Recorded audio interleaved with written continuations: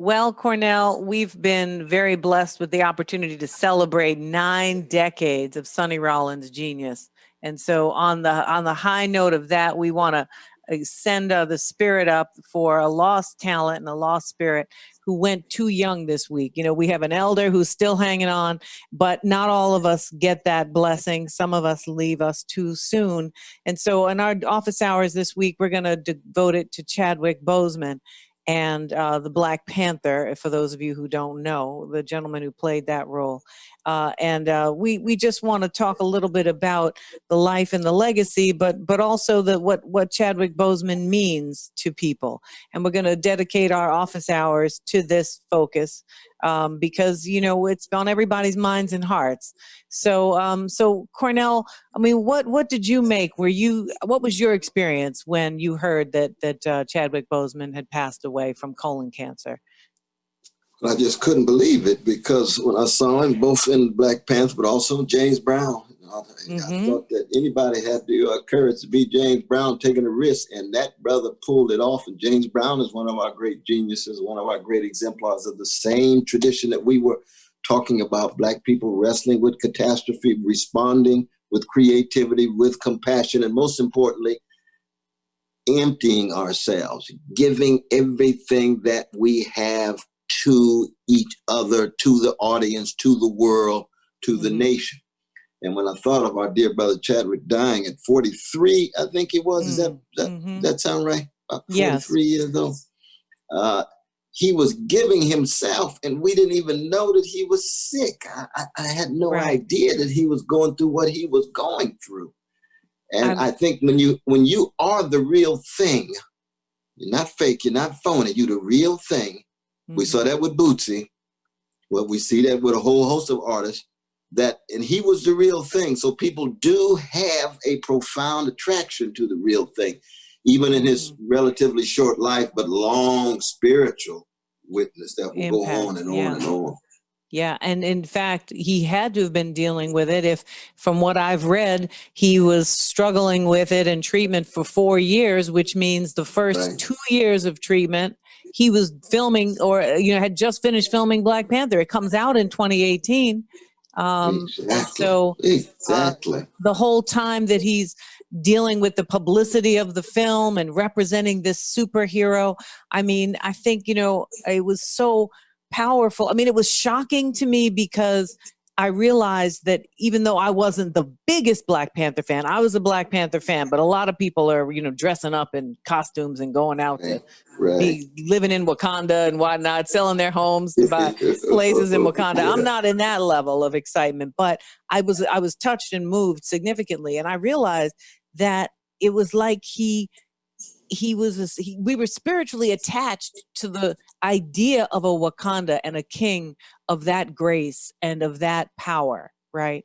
And that somehow it gave us an imagination, a place to be that wasn't here, but that was related to, you know, a fictitious portrayal of our ancestors, right? A kind of melange of that history.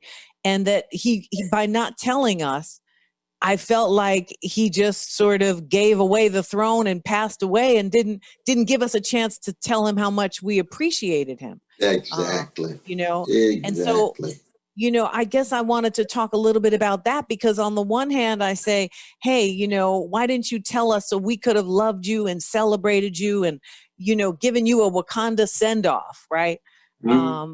But then on the other hand, I say, you know, brother needs to keep his own life private if that's what he wants to do.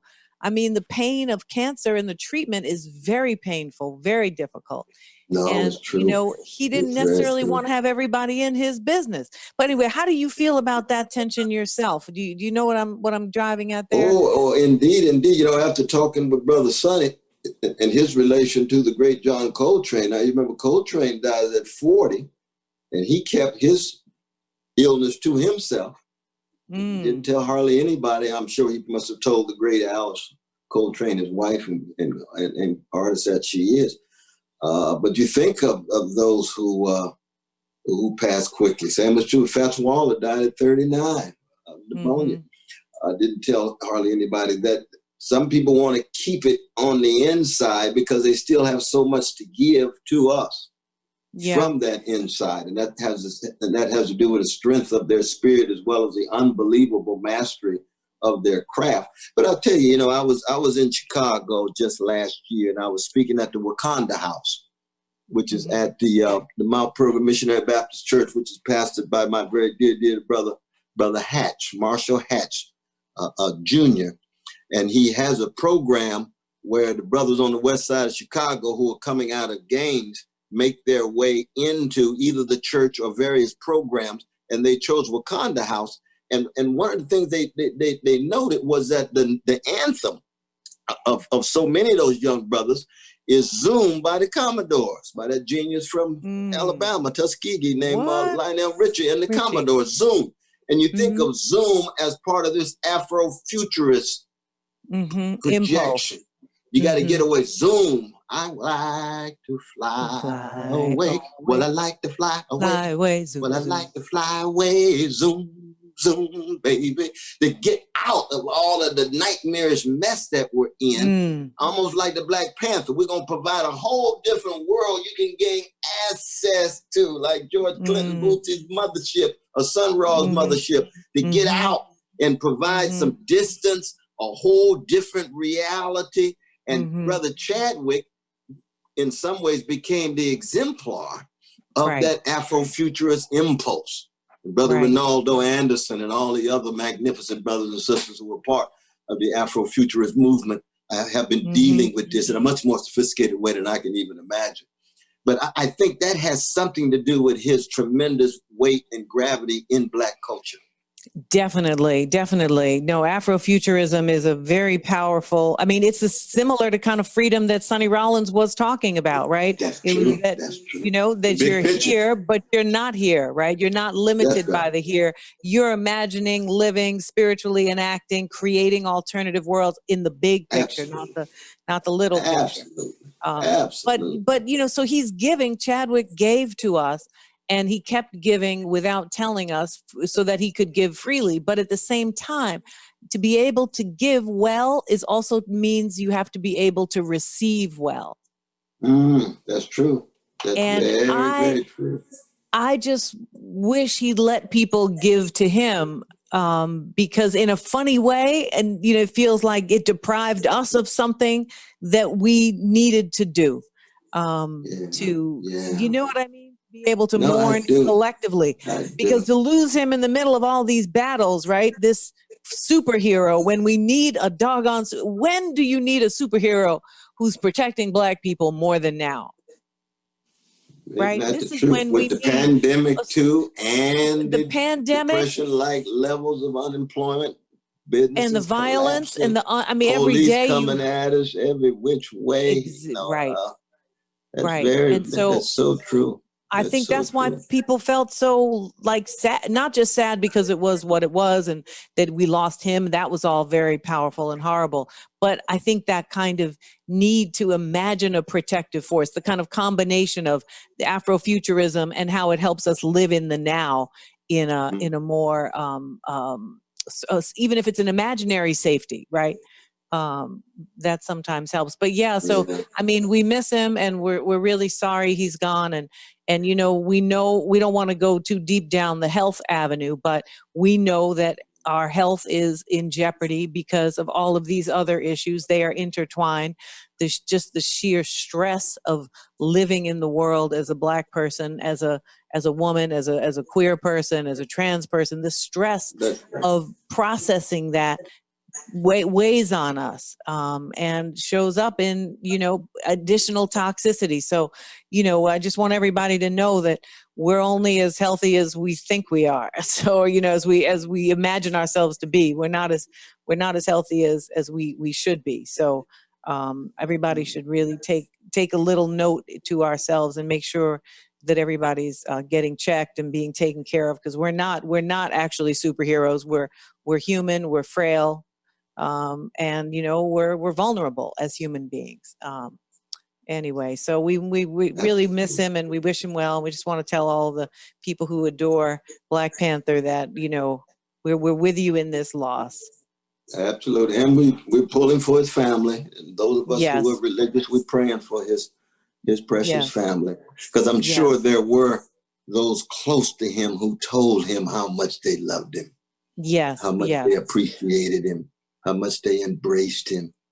And I just hope that that he did receive that, given the fact that we on the outside of that inner circle were unable to express that to him. Right. When he when he was in the flesh here. Very much so. Yes. But he's part of the grand cloud of witnesses.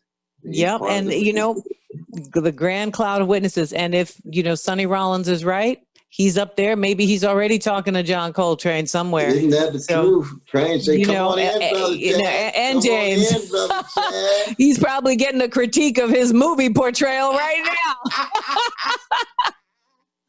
Ooh, Alice, I know she got her magnificent mind brought to bear on what the Black Panther film was all about up in the celestial realms too. Good God. That's true. That's true. Well, yes, indeed. That's true. I'm hoping that it's as robust up there as I'm imagining it to be. I hear you. Well, it's always a joy. We could talk all day. We do have to let people go home and do other things and decide listening to us. So I'm just going to sign us off, because really we could just keep going. We could just, I know. We just have such a good time. We have a good time together. It's a blessing indeed. It's a blessing to be in dialogue with you. It really is. Oh, that's totally my blessing. I'm owning that blessing. That's for true. But I want to just tell all of our listeners and viewers how much we appreciate you, and we want to let you know that you can be part of our office hours segment if you send us questions, comments, topics you want us to address. So continue to send these queries and comments on whatever platform you listen to the Tightrope. We will get it, and maybe we'll be able to address it. We obviously can't do everything, but we'll try our best, because we love hearing from you. And we just want to give special thanks to Dwayne and the Real News Network for all their tech support and production help this week. And back to you guys. Don't forget to share on social media, subscribe so you always get the latest news and the latest clips, and join us the next time on the Tightrope. Thanks very much. Bye-bye.